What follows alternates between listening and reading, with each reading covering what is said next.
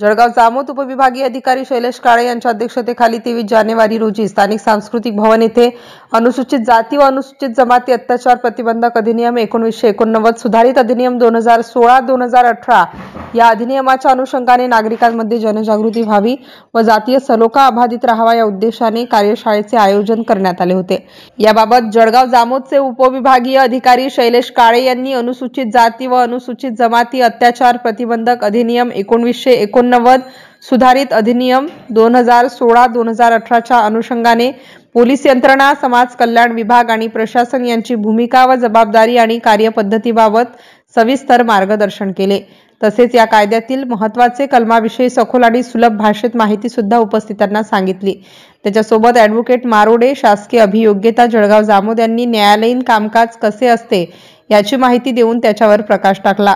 या कार्यशाळेला तहसीलदार पवन पाटील, जळगाव जामोद पोलीस स्टेशनचे ठाणेदार तसेच जळगाव जामोद व संग्रामपूर तालुक्यातील सामाजिक कार्यकर्ते, पत्रकार बंधू, स्थानिक स्वराज्य संस्थेचे भूतपूर्व अनुसूचित जाती अनुसूचित जमातीचे सदस्य प्रामुख्याने उपस्थित होते।